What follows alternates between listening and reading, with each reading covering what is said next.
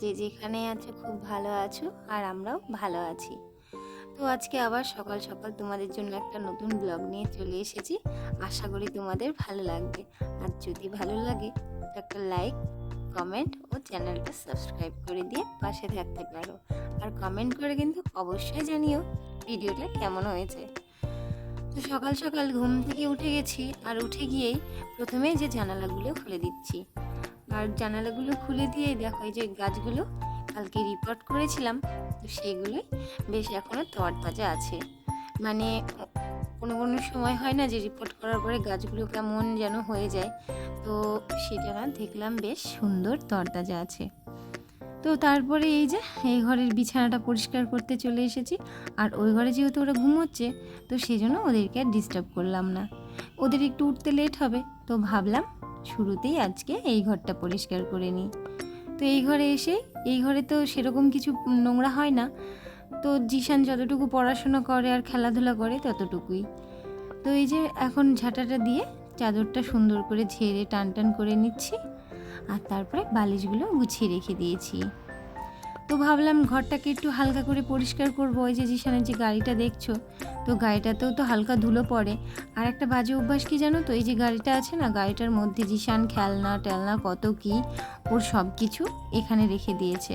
তো এগুলো না সরানো হচ্ছে না। আসলে এই ঘরটাকে আবার একটু সুন্দর করে গোছাবো, সেটা রোজ দিনই ভেবে যাচ্ছি যে আজ কাল করব, কিন্তু কোনোভাবেই কিন্তু সময়ে আমি মানে সময় করে উঠতে পারছি না, যার জন্য ঘরটা কিন্তু আমি ঠিক করেও পরিষ্কার করে গোছাতেও পারছি না।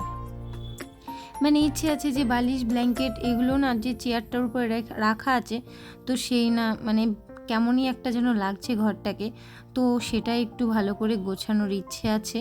যদিও ঘরটা না মানে কেউ থাকে না, তো তার জন্য কেমন একটু স্টোর রুম টাইপের হয়ে গেছে। মানে বেডরুমে তো এত কিছু রাখি না, এই ঘরের পাশের ঘরটা যেহেতু ফাঁকা থাকে, তো এই পাশের ঘরটাতেই সব কিছু রাখা হয়। তো তারপরেও যতটা পারি জিনিস রেখেও গুছিয়ে রাখার চেষ্টা করি। তো চলো এদিকে যে ঘর ঝাড় দিতে শুরু করে দিয়েছি। মানে ঘরের ভেতরে যে আর রোজ দিন যে ঝড় আর বৃষ্টি হচ্ছে কি বলবো। একদিকে বৃষ্টি হওয়া কিন্তু খুব ভালো, একদিকে কিন্তু খুব একটা ভালো না। কারণ কি বলো তো, এই যে রোজ দিন এই বৃষ্টি বৃষ্টি একটা ওয়েদার হয়ে গেছে, কেমন চারিদিক স্যাঁতস্যাঁতে হয়ে গেছে, আর একটুও না কিচ্ছু ভালো লাগছে না। একটু রোদ রোদ উঠবে তাহলে ভালো লাগে।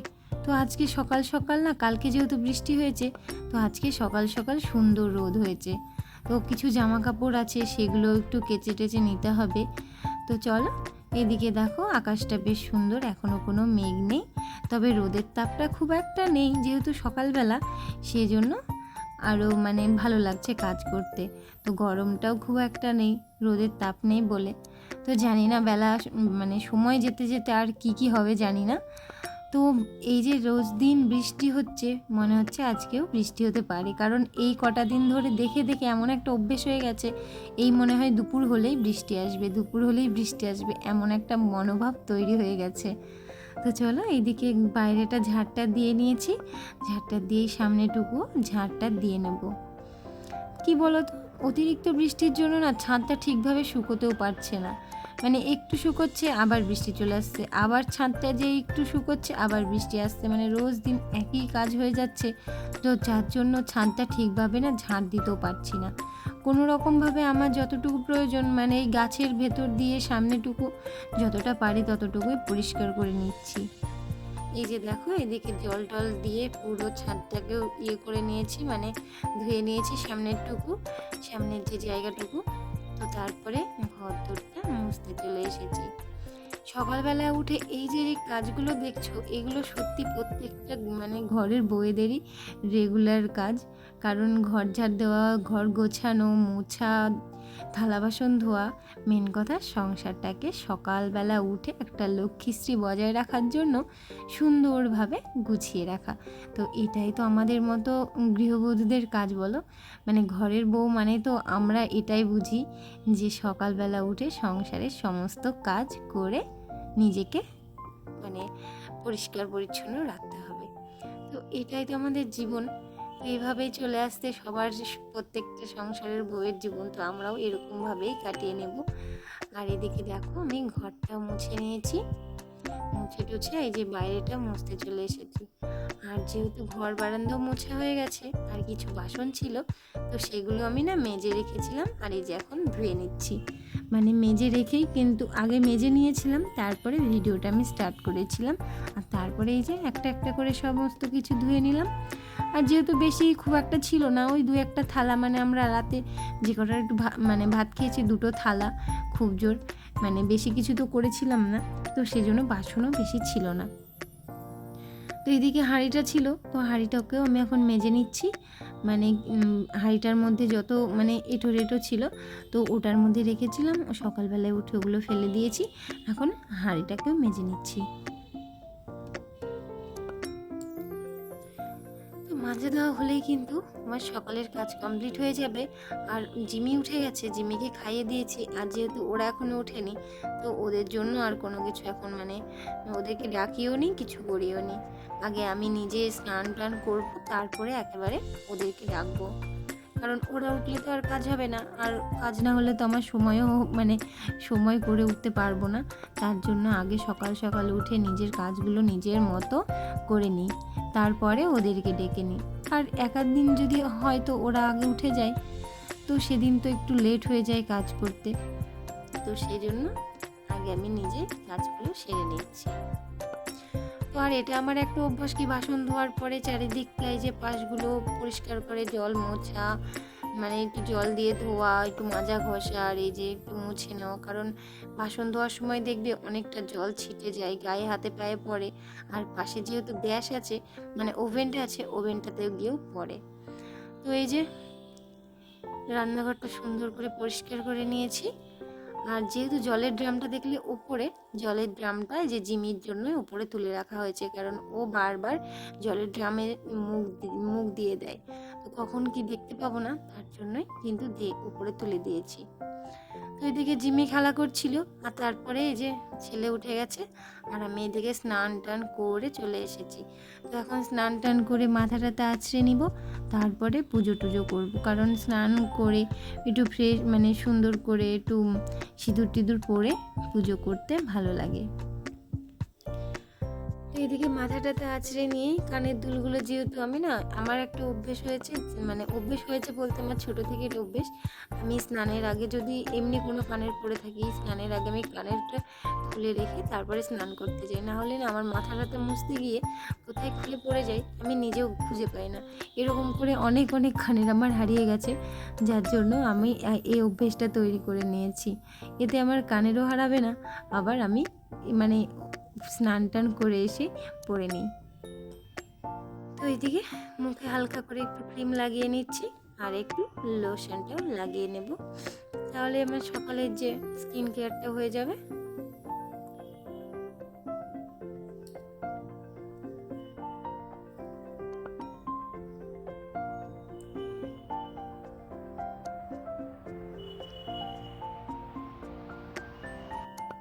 মানে খুব একটা স্কিন কেয়ার আমি করি না, হালকা পাতলা করে একটু লোশনটা নিয়ে নিলাম।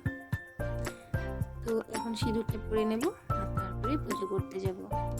আসলে সকালবেলায় উঠে সমস্ত কাজ কমপ্লিট করার পরে এই যে মানে একটু গরম ধরে যায়, তারপরে স্নানটা করে নিলে নিজেকে বেশ সুন্দর ফ্রেশ মনে হয়।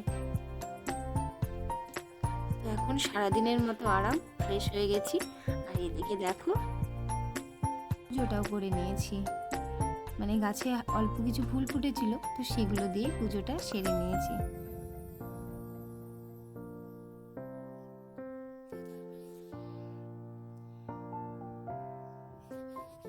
জামা কাপড় ছিল আগে কেচে দিয়েছিলাম স্নানের আগে, তো এই যে সেগুলো যে মেলে দিয়েছি। আর আকাশটা দেখো হঠাৎ করে কেমন মেঘলা হয়ে গেছে, চারিদিকে প্রচণ্ড মেঘ উঠে গেছে, মনে হচ্ছে এখনই প্রচুর বৃষ্টি নামবে। তো জানি না বৃষ্টি নামবে কিনা, তবে জামা কাপড়গুলো আমি এখনো তুলিনি। তো এই যে দেখো জিমি এদিকে দাঁড়িয়ে আছে, দাঁড়িয়ে দাঁড়িয়ে দেখছে আমি কি কি করছি। আমি এখন ঘরে চলে আসলে ও চলে আসবে। তো তারপরে এই যে চলে এসেছি ঘরে, এসে জলটা খেয়ে নিলাম, যেহেতু অনেকটা জল তেষ্টা পেয়েছিল। আর চা করে নিয়েছি, এখন আমি চা আর বিস্কুটটা খেয়ে নিচ্ছি।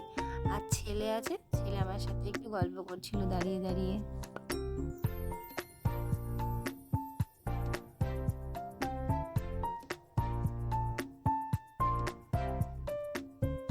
এদিকে একটু ওর সাথে গল্প করতে করতে চাটাও খেয়ে নিলাম। তারপরে এখনও রান্না বান্না কিচ্ছু করিনি, রান্না বান্না করতে হবে। তো বাজারে মানে আজকে একটু বৃষ্টি মেঘলার দিন, তো ছেলে বললো একটু চিকেন খাবো, যার জন্য আজকে চিকেনটা নিয়ে আসবে। তো চলো এখন গিয়ে ঘরগুলো একটু গুছিয়ে নিই। আর যেহেতু ও বাজারে গেছে চিকেন আনতে, ও নিয়ে চলে আসবে। মানে বেশি দূরে তো দোকান নয়, একদম আমাদের ঘরের সামনেই দোকান। তো নিচে নেমে সামনে কিন্তু দোকান, সেজন্য খুব একটা দেরি হয় না, ও গিয়ে সাথে সাথে নিয়ে চলে আসে। তো ততক্ষণের জন্য আমি বিছানাটাও গুছিয়ে নিই, তাহলে ও আস্তে আস্তে এইদিকে আমার ঘরের কাজগুলো হয়ে যাবে, তারপরে রান্নাটাও করে নেব। আর এদিকে ছেলে দেখো আমার সাথে গল্প করছে আর ও খেলা করে বেড়াচ্ছে। তো আমি এইদিকে দেখো পর্দাটা সরিয়ে নিচ্ছি, সরিয়ে নিয়ে মানে পর্দাগুলো না আমি ভাগ ভাগ করে আলাদা করে রাখি না, কারণ ও যেহেতু ঘরের মধ্যে কাজ করে আর হাওয়া বাতাসটা কম আসে, যার জন্য মানে জানালার এক পাশে আমি কিন্তু পর্দাগুলো রেখে দিই। তো এদিকে দেখো আমি বিছানা মানে ওটা ভাঁজ টাজ করে তারপরে আমি এখন বালিশগুলো এক সাইড করে নিচ্ছি, আর এক সাইড করে এখন বিছানাটাকে সুন্দর করে টেনে গুছিয়ে নেব। আর ছেলেকে বললাম একটু বিছানা ঝাঁটাটা দিয়ে দিতে, তো আমাকে দিল। আর এখন বিছানাটা ঝেড়ে নেব। আর দেখেছো, যেই আমি বিছানা যাচ্ছি ও বারবার খাটের উপরে এদিক থেকে ওই দিক থেকে এই দিক চলে যাচ্ছে, দিয়ে লাস্টে এই যে জানালায় গিয়ে ঝুল খাচ্ছে। তো ওকে বললাম তুই নাম, জানালায় বসিস না, ও কিন্তু কোনো কথাই শুনলো না। ব্যাস ওখানে বসে বসে না রাস্তার লোকজন দেখছে। তো এখান থেকে রাস্তার লোকজন, ও কিন্তু বেশিরভাগ টাইম এই জানালার এখানে বসে থাকে, বসে বসে রাস্তার লোকজন দেখে। এদিকটাও ঝেড়ে নিলাম, ঝেড়ে টেড়ে নিয়ে মানে ভাবছি সকালবেলায় যে ঘরের টুকিটাকি মানে ধুলো তো রোজ দিনই পড়ে, রোজ দিন আমি পরিষ্কার করলেও না ধুলো পড়েই যায়। তো এই একেবারে আমি একটু ঘরের জিনিসপত্রগুলো একটু মুছে নেব। তো এদিকে দেখো আমি যা করছি জিমিও সেই একই অবস্থা, মানে ও জ্বালাচ্ছিল জিমিও জ্বালাচ্ছিল।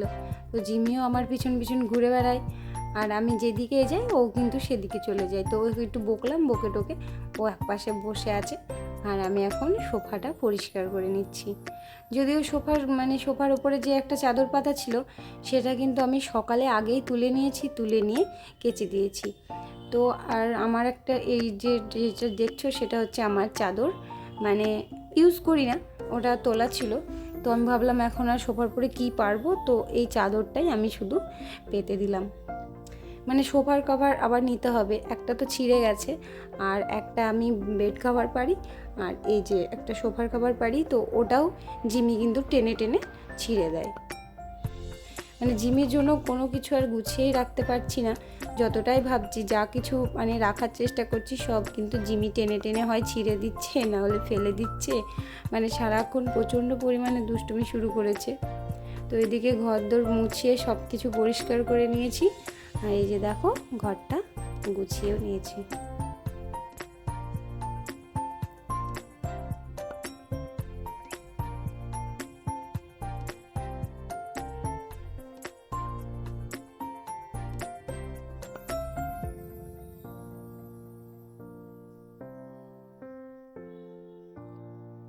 আর এখন বাইরে এসেই দেখি এই যে দুজনে দেখো কি অবস্থা করেছে। মানে আমি এইদিকে ও দাঁড়িয়ে আছে, দাঁড়িয়ে দাঁড়িয়ে ও কি একটা নিয়ে খেলা করছে, আর ও এই যে একটা কাপড়ের মানে টুকরো মানে আমি ঘরে জিনিস মোছার জন্য একপাশে রেখেছিলাম, তো রেখেছি, ও কোনখান থেকে মানে যেখানে রেখেছি সেখান থেকে বের করে নিয়ে ও খেলা করছিল।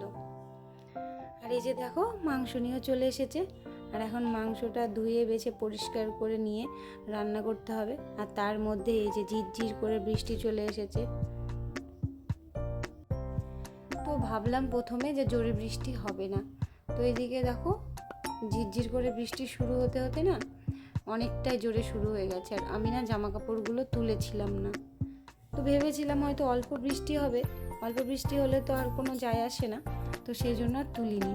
তো এদিকে মাংসের জন্য সমস্ত কিছু রেডি করে নিয়েছি, আর এই যে দেখো ময়দাগুলোও কিন্তু মেখে নিয়েছি। তো আজকে রান্না করব বেশি কিছু না, ভাত বসিয়েছি আর এদিকে মাংস ম্যারিনেট করে নিয়েছি, আর ময়দাটা যেহেতু মেখে রেখেছি করব পরোটা। মানে মাংস, সকালে হবে মাংস পরোটা, আর দুপুরের জন্য মাংস আর কিছু একটা করে নেব। মানে বেশি কিছু রান্না করতে না একদমই ভালো লাগছে না। আর মেঘ বৃষ্টির দিন দেখবে রান্না কাজটা খুব একটা ভালো লাগে না। আর কিন্তু হালকা কিছু একটা রান্না করে ব্যাস, তারপরে তো বৃষ্টি মেঘলার দিন মাংস আছে, তো কোনো টেনশন নেই। তো এদিকে ভাতটাও নেমে গেছে, আর আমি এখন এই যে মাংসটাও কিন্তু বসিয়ে দেব। তো তার জন্য আগে আলুটা ভেজে নিয়েছি, আর এখন ফোড়নগুলো দিয়ে মাংসটাও দিয়ে দেব।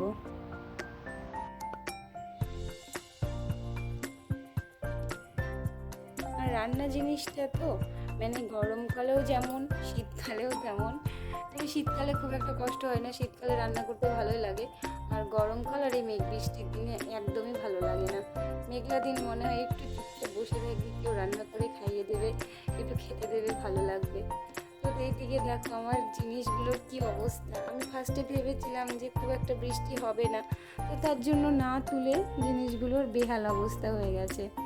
পুরো ভিজে গেছে আমার হালকা শুকনো জিনিসগুলো, মানে জলটা তো ঝরে গেছিলো, পুরো জোরে জোরে বৃষ্টি হয়েছে আর সব ভিজে গেছে। তো এখন আমি এগুলো সব তুলে নিচ্ছি।